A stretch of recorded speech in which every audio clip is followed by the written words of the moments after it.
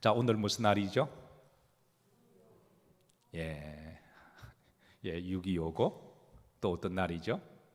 성금요일입니다. 제가 가끔 자주 강조하지만 우리 그리스도인들은 일주일 중에 두 날만은 잊어서는 안 된다라고 강조합니다.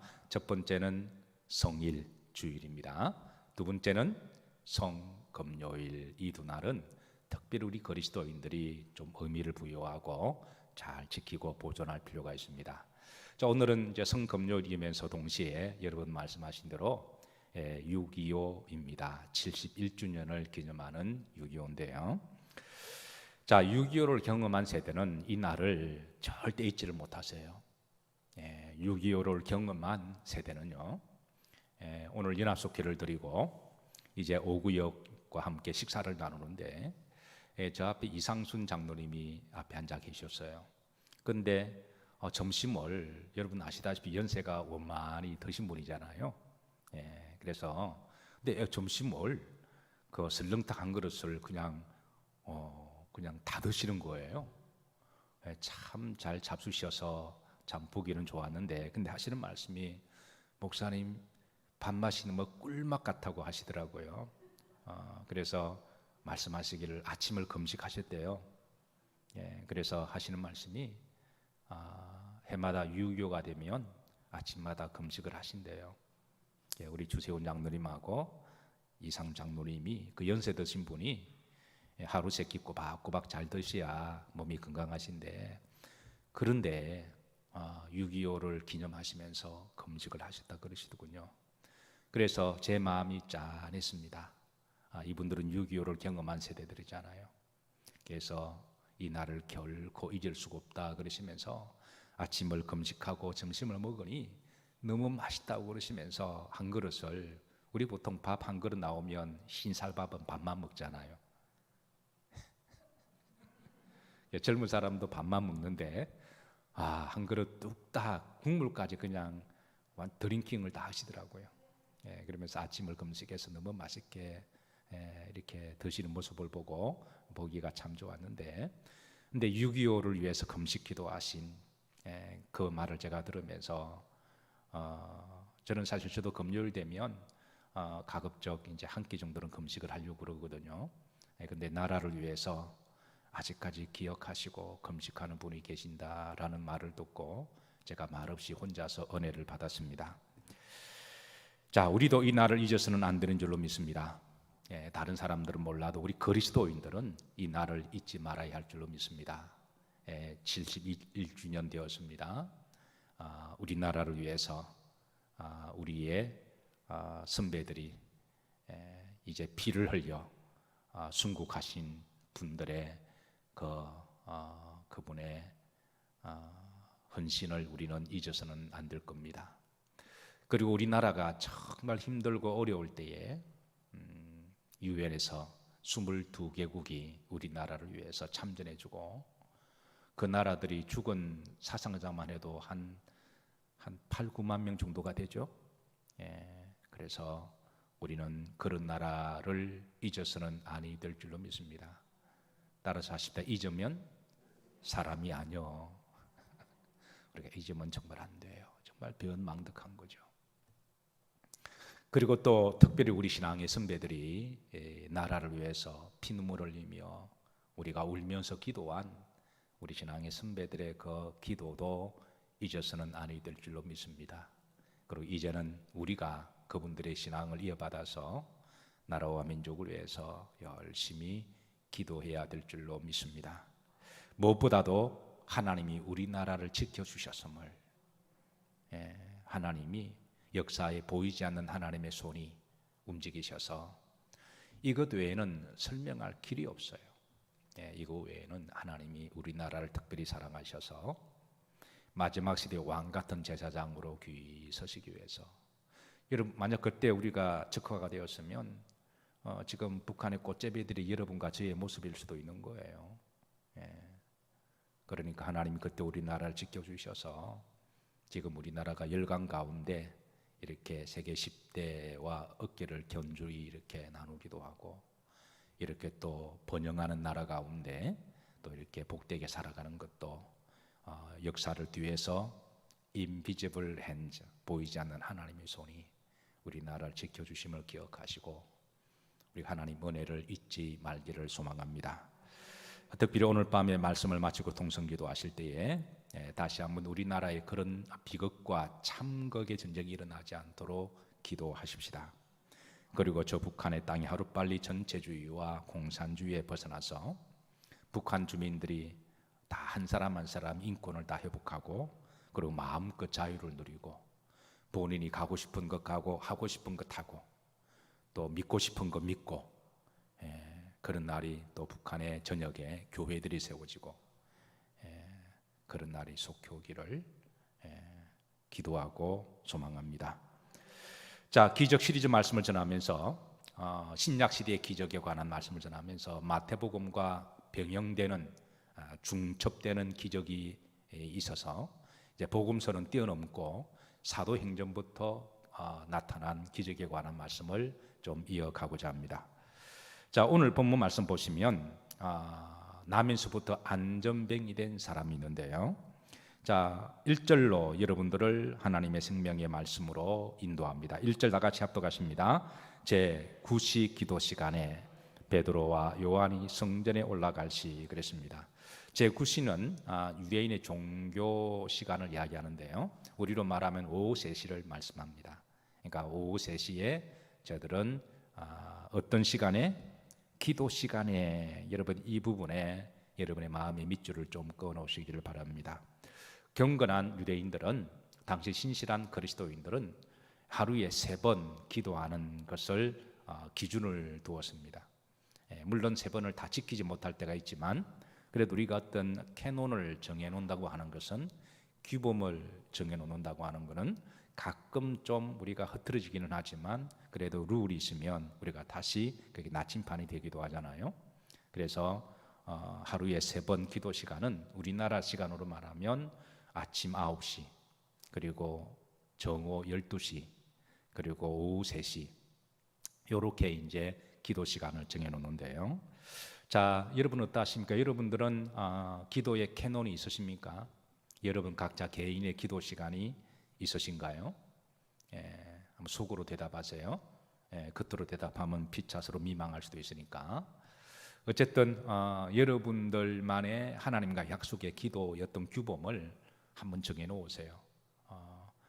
때로는 지키지 못할 수도 있지만 그러나 그런 규범이 나의 신앙을 때로는 이제 다시 돌아오게 만들고 우리를 잡아주게 하는데요.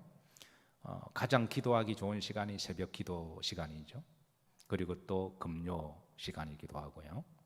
또 수요 예배 기도 시간이기도 하고 어쨌든 여러분 교회에서 제공하는 규칙적인 예배 시간이 여러분들의 기도 시간으로 다 정하셔도 괜찮습니다.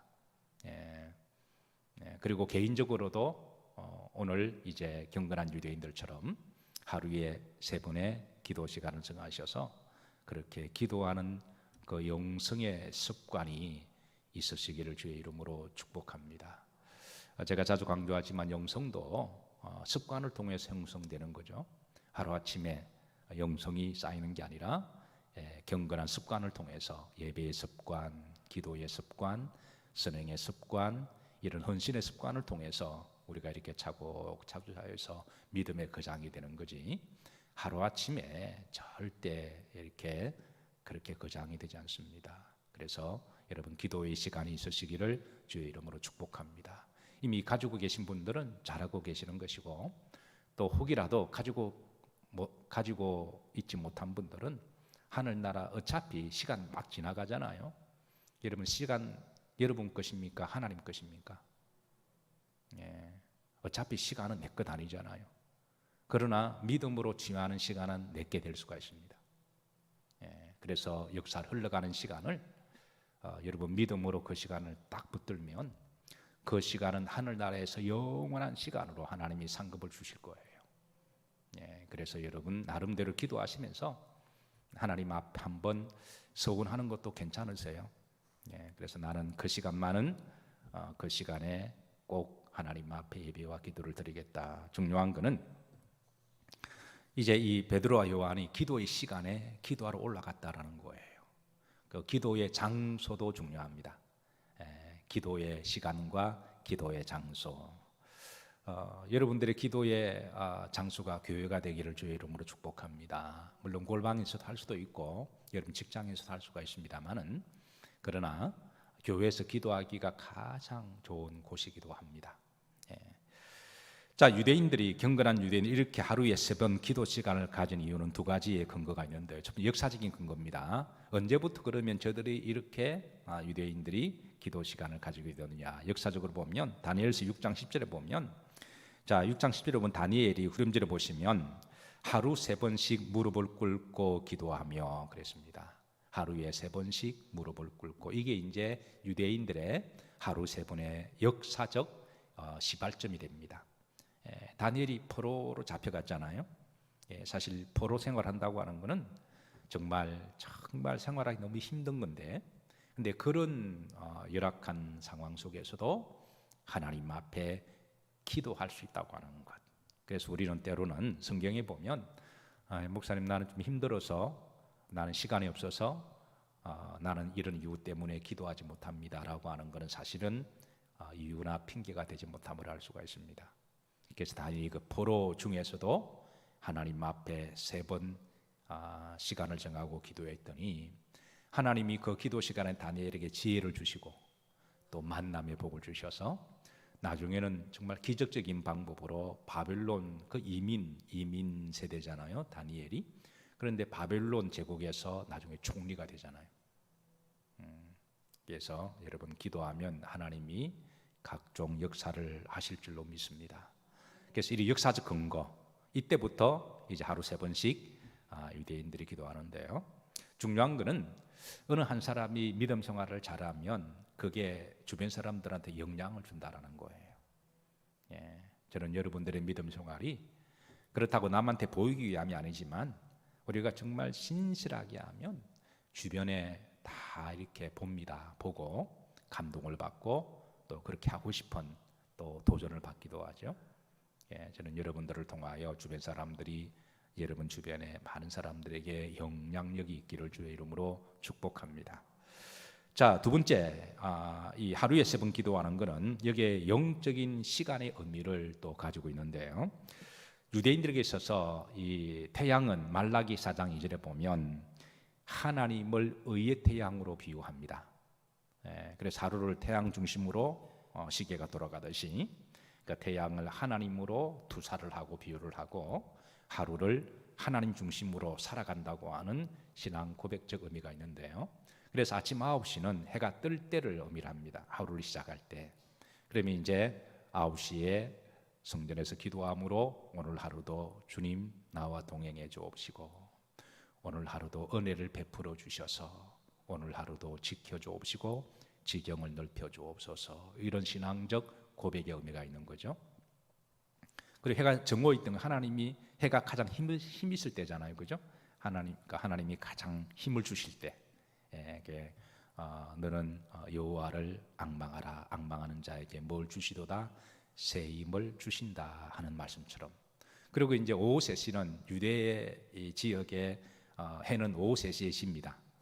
그래서 하루 일과를 마감하고 정리했을 때에, 그때 이제 오늘도 주님 은혜로 인도해 주심을 감사드리며 믿음과 기도로 잘 마무리하는 것, 이런 이제 시간적 영적 의미를 담고 있어서 그 이제 9시에 12시에 오후 3시에 그렇게 기도의 장소와 시간을 정했는데, 자, 이 베드로도 요한도 이 영적인 거룩한 습관을 따라 그렇게 이제 성전에 늘 기도하러 올라간 거죠. 그래서 늘 기도하러 올라가다가 어느 날 어느 시점에 오늘 이 해프닝을 만나게 된 것이죠. 오늘 이 사건을 만나게 됩니다. 여러분들이 늘 습관을 따라, 거룩한 영성의 습관을 따라 일관성으로 믿음 생활을 잘하면 하나님은 그 여정을 가만히 보시고 어느 하나님이 정한 시간에 그 늘 일관적인 믿음을 보시고 하나님이 어느 타임을 정하셔서 그때 하나님 역사를 하세요. 근데 그 타임이 언제인 줄은 아무도 모릅니다. 그건 하나님만 하십니다. 자, 주님도 습관을 따라 기도의 장소와 시간에 가셔서 기도하셨습니다. 제자들을 데리고. 그리고 나서 주님이 따라서 하신 내 집은 많은 집이다, 기도하는 집이다 그렇게 하셨어요. 내 집은 기도하는 집이다. 흥미로운 거는 교회는 먹고 친교하는 게 중요합니다. 교회는 먹고 친교하는 게 중요하지만 그렇다고 예수님은 내 집은 먹는 집이다 라고 말씀하지 않으셨어요. 여러분 먹다가 성령 충만 받은 사람 보셨나요? 친교하다가 은사 받은 사람 보셨나요?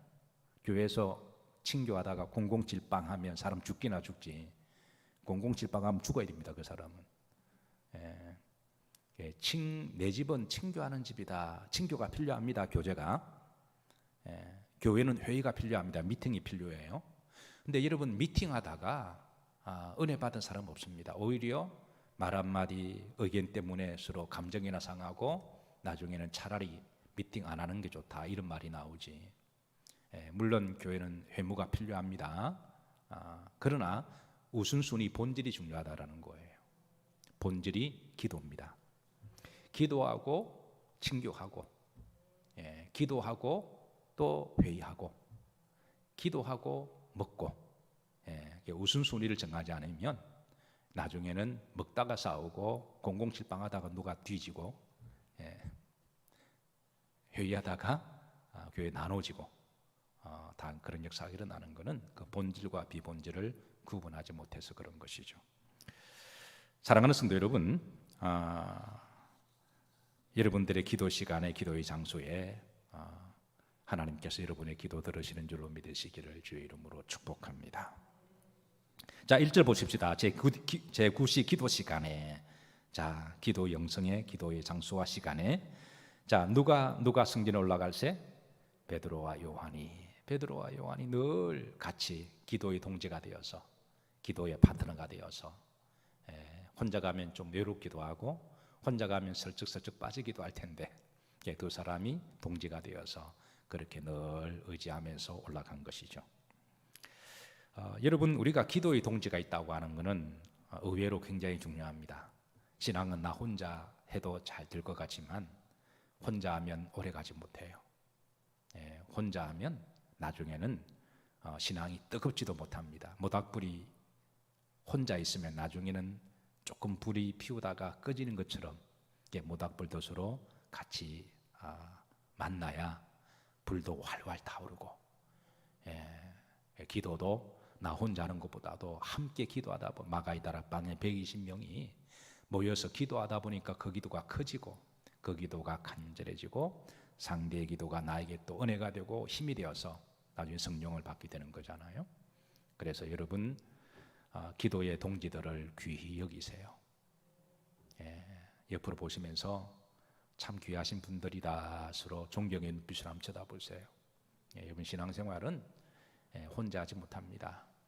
그래서 바울도 신앙의 공동체를 많이 강조하죠. 기도는, 신앙생활은 혼자서 하겠다고, 교회 좀 시험 든다고 혼자 했다가 나중에는 거의 대부분 나중에는 다 추락됩니다.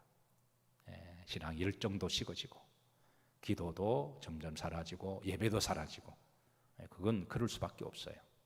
그래서 하나님께서 이 땅에 교회 공동체를 세우시고 믿음의 동지를 함께 만나게 하셔서 양들도 서로 모여서 늑대가 나타나면 궁뎅이를 대고 얼굴을 서로 마주보면서 뒷다리질을 해야 늑대가 덤비지 못하거든요. 목자가 없을 때는 양들이 머리를 서로 맞대고 해야 이 늑대가 공격 못하지. 그래서 이 늑대 가만히 이렇게 보다가 떨어져 나오는 한 놈 보고 이제 그거 잡아먹는 거예요. 떨어져 나오는 놈 이렇게 가만히 지켜보고 있다가. 그래서 여러분 신앙의 동지가 있다고 하는 것은 참 귀한 거예요. 우리는 다 부족하고 연약한 부분이 있어서 때로는 실수도 합니다. 그렇더라도 상대가 실수하고 내가 실수하더라도 그냥 조금 서운해하고 빨리 회복하시기를 축복합니다. 그래서 뭐 사람 사는 곳에 그런 부분이 어딘들 없겠습니까? 어딘들 없을까요? 집에도 부부끼리도 서로 살다 보면, 그래서 저 인간 이 인간 그러면서 그러는데 교회는 말할 게 없는 거죠. 그래서 특별히 이제 신앙생활은 첫 번째 예수님 보고 신앙생활 하시고, 두 번째는 우리는 다 연약하다, 부족하다, 우리는 긍휼이 필요하고 기도가 필요한 사람이지 상대가 완벽한 사람들은 아니잖아요. 그래서 함께 예배 드려주는 것만 해도 고맙다. 함께 기도해 주는 동지가 된 것만 해도 감사하다. 여러분 그렇게 서로 귀히 여기시기를 주의 이름으로 축복합니다. 베드로와 요한이 시간을 정해서 함께 기도의 동지가 되어서 함께 올라갈 때 서로 얼마나 의지가 되었을까요? 자, 2절을 보십시다. 2절을 보면 자, 그렇게 해서 늘 기도의 시간과 장소를 정하고 일관적으로 늘 이렇게 습관의 형성을 가지고 그렇게 올라갔을 때에 2절을 보면 자, 합독합니다. 나면서 못 걷게 된 이를 사람들이 메고 오니 이는 성전에 들어가는 사람들이 구걸하기 위하여 날마다 미문이라는 성전에 두는지라 그랬습니다. 이게 미문에 두었다라는 거예요. 나면서부터 안전병이 된 사람, 이 사람을 왜 미문에 두었을까요? 미문은 우리가 이제 예루살렘 성전의 구조를 좀 알면요, 예루살렘 성전은 동서남북으로 총 10개로 들어가는 문이 있습니다. 그리고 메인 게이트는요, 동쪽에 골든 게이트라 그래서 동쪽이 메인 게이트입니다. 우리 교회가 예루살렘 성전에 비하면 정말 적은 교회입니다. 근데 우리 교회로 들어오는 문이 몇 개 게이트가 있을까요? 여러분 빨리 한번 찾아보세요. 우리 교회로 들어오는 게이트가 몇 개 있습니까?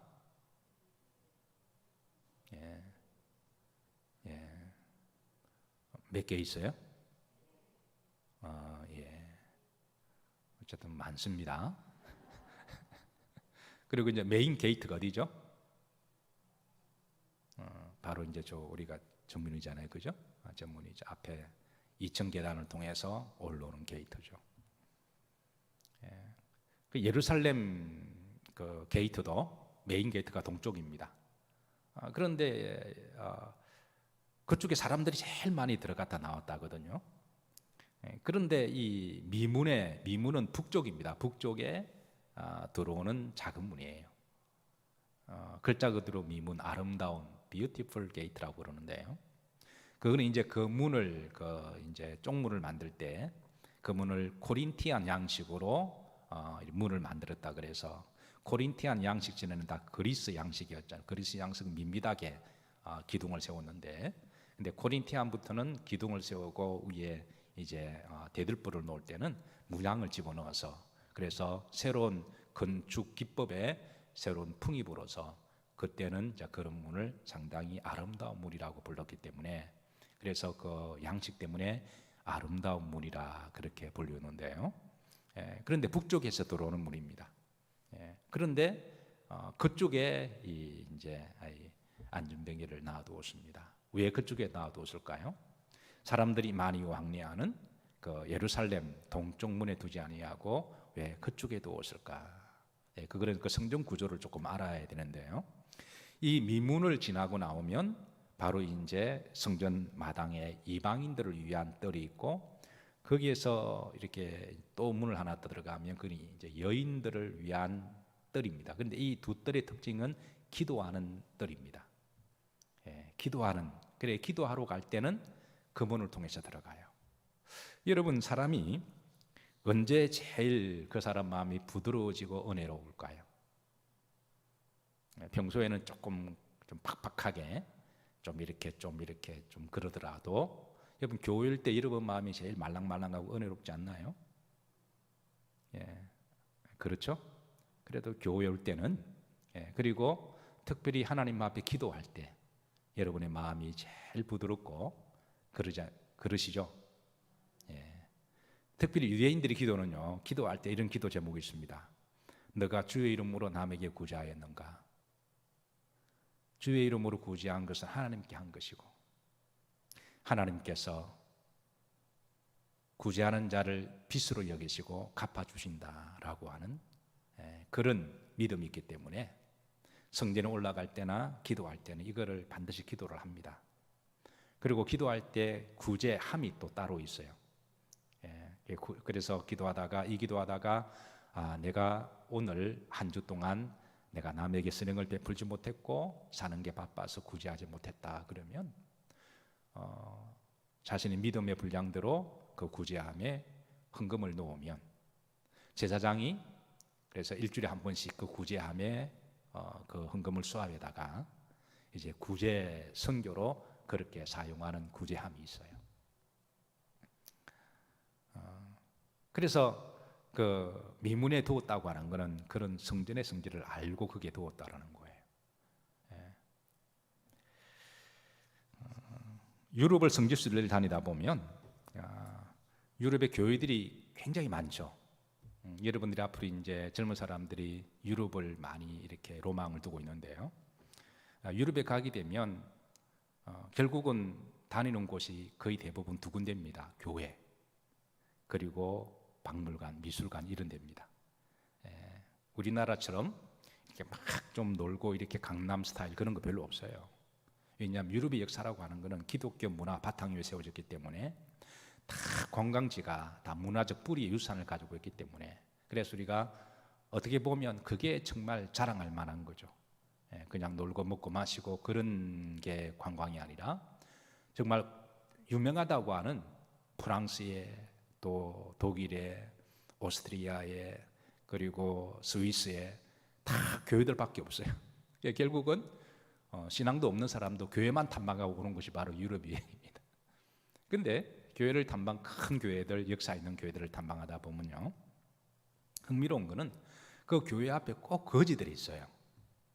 거지들이 이렇게 거적대기 깔고 그 앞에서 이렇게 엎드려서 이렇게 손을 내미는 모습을 보게 돼요.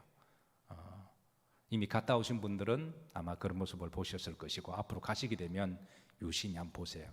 꼭 교회 한쪽 귀퉁이에 이 거지들이 그렇게 홈리스들이 그렇게 구걸을 하는데요. 저도 이제 그런 모습을 자주 보면서 저는 목사니까 또 기독교적인 배경을 알고 있으니까 사실 유적지에 가면 광장에도 있고 광장에 뭐 젊은 사람들이 술도 마시고 또 놀기도 하는데 또 길거리도 있는데 시장도 있는데 왜 그런 데 가지 아니하고 교회 앞에 가서 그렇게 구걸을 할까? 그래서 저는 두 가지 이유라고 생각합니다. 첫 번째는 이 오늘 본문의 배경 때문에 그렇다고 생각해요. 유럽은 다 기독교의 배경 속에서 발전하고 부흥한 나라들이기 때문에 기독교적인 정신이 뿌리에 박혀 있습니다. 그래서 오늘 사도행전 3장에 거지가 성전 미문 앞에서 구걸했을 때에 그들이 뭔가 도움을 얻었듯이 그리고 이제 이 거지들도 이런 성경적인 합리적인 이유 때문에 그 성전 앞에서 이렇게 구걸하는 모습을 그렇게 볼 수가 있고요. 두 번째는 이분들이 경험적으로 다른 데 가서 구걸해봤자 별로 소득이 없지 않았는가. 그래도 뭐니 해도 사람들이 교회를 욕해도 그래도 해보니까 교회가 제일 낫더라. 수입이 제일 괜찮더라. 그래서 경험적으로 저들이 교회에 가면 교회 들어갈 때 사람들이 은혜로운 마음으로 들어가잖아요. 그래서 그동안 구제를 좀 못한 사람이 양심에 갇히게 걸려서 구제하기도 하고요. 그렇게 해서 경험적으로 제일 수입이 나았을 것이다 그렇게 생각합니다. 가끔 길거리나 지하철 가면 이렇게 도움을 구하는 분들이 계시죠. 그런 분들이 일반 뽕짝을 많이 틀어놓습니까? 찬송가를 많이 틀어놓아요. 대부분 다 복음성가나 찬송가를 많이 틀어놓아요. 대부분 다. 왜 그럴까요? 그분들이 믿음이 좋아서?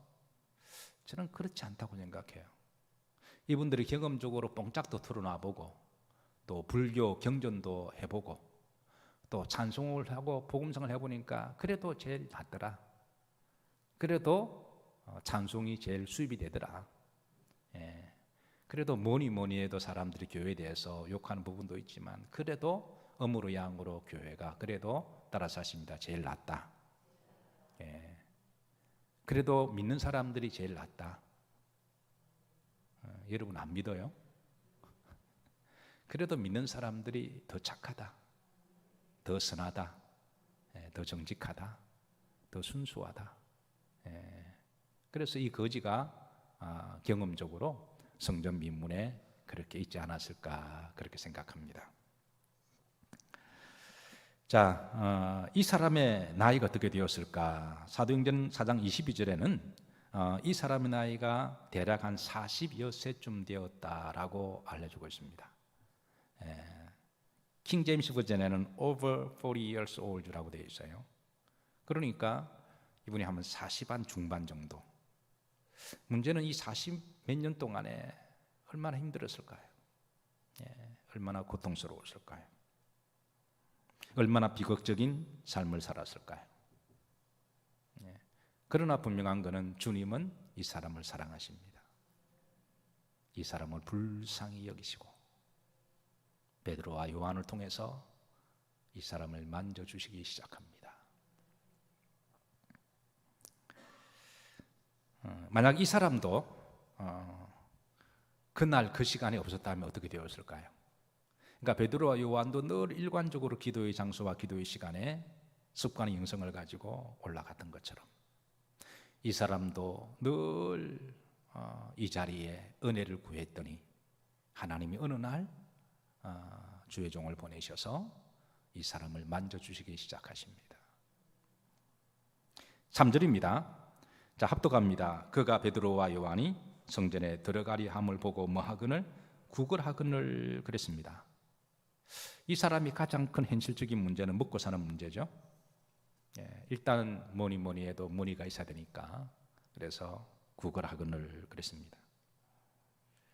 사실 우리들의 삶에 있어서도 가장 큰 현실적인 문제가 먹고 사는 문제입니다. 말은 하고 있지 않지만 아침에 눈을 뜨면서 돈 생각하고 그리고 저녁에 자는 시간에도 돈 생각을 하고 비록 이 안전뱅이와 돈을 버는 방법은 다르지만 오늘 이 시대 사람들도 돈을 벌기 위해서 각종 직업을 택하기도 하고 또 돈을 벌기 위해서 수치를 당하기도 하고 눈물을 삼킬 때가 있습니다. 차라리 길거리에 앉아서 얼굴 가리고 머리 숙이고 어떤 경우는 구걸하는 편이 낫겠다 할 정도로 직장 생활에 굴욕을 당하거나 믿는 사람에게 돕게 발등을 지키고 나면 차라리 뭐 이것도 괜찮겠다 하고 싶을 정도로 그럴 때가 있습니다. 여러분, 전 세계적으로 거지가 제일 많은 나라가 어느 나라일까요? 자, 이것은 여러분 옆 사람하고 의논해도 괜찮습니다. 전 세계적으로 거지가 제일 많은 나라. 미국요? 미국 갔다 오셨어요?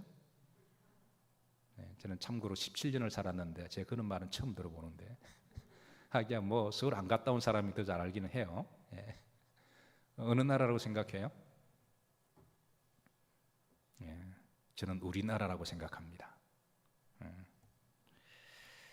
밥을 먹고 난 다음에 있어야 하는 거지가 설거지라 그러죠. 아주 고집이 센 거지가 있습니다. 떼거지. 거지 중에 돈을 아주 많이 모아둔 거지가 있습니다. 뭘까요? 알거지. 그런가 하면 일을 하면서 아주 바람직하게 사는 사람이 있습니다. 어떤 거지죠? 바람직한 거지. 거지 중에 남의 말을 잘 이해하고 마음이 넓은 거지가 있습니다. 어떤 거지일까요? 다 그런 거지. 자, 4절입니다. 4절. 자, 4절입니다. 합독합니다. 베드로가 요한과 더불어 주목하여 이르되 우리를 보라 하니 그랬습니다. 그러니까 눈을 마주쳤어요. 그러니까 이 거지가 거지의 이 본성이 사람들이 막 지나가면 어느 놈이 줄지 모르니까 쳐다보더라도 한 번 눈 보고 아마 이렇게 했을 거예요. 한 번 줍쇼 그럴 거예요. 그러니까 이 베드로와 요한이 보니까 자기를 한 번 쳐다보고 구걸하면서 다른 사람들을 막 이렇게 정신없이 쳐다보니까 베드로 요한이 우리를 주목해라 그럽니다. 딴 데 보지 말고 우리를 주목해라. 여러분 교회 오셨으면 자꾸 이렇게 눈을 그냥 다른 데 돌리지 마세요. 마음도 딴 데 돌리지 마시고 교회 오시면 여러분 믿음의 주여 온전케 하시는 예수님만 집중해서 보시기를 바랍니다. 베드로 요한이 우리를 보라라고 하는 것은 딴 데 쓸데없이 보지 말고 나를 통해서 예수님을 보라고 하는 말씀이죠. 여러분들이 교회 오시면 마음속에 여러 가지 산만하기도 하고 또 걱정이 되는 거 있지만 그거 다 내려놓으시고 가급적 여러분 목사를 쳐다보세요. 목사가 잘생기지는 않았지만 목사를 쳐다본다고 하는 것은 하나님의 말씀을 내가 집중해서 받는다는 거잖아요.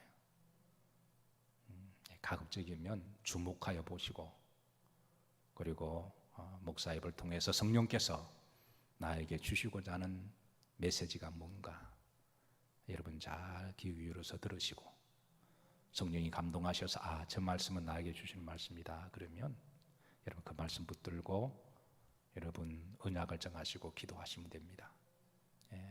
우리를 주목하여 보라. 말씀을 마칩니다. 오늘 시간 관계에서 여기까지 보도록 하고, 성전 앞에서 일어난 기적의 시작점입니다. 여러분들에게 있어서 기도의 장소와 시간을 그렇게 정하시고, 그리고 늘 하나님 앞에 습관의 영성을 쌓아 나가시고, 그리고 하나님 어느 정하신 타임이 되셔서 이제 역사하실 때, 그때 여러분에게 하나님의 놀라운 은혜와 기적의 역사가 일어나기를 주의 이름으로 축복합니다.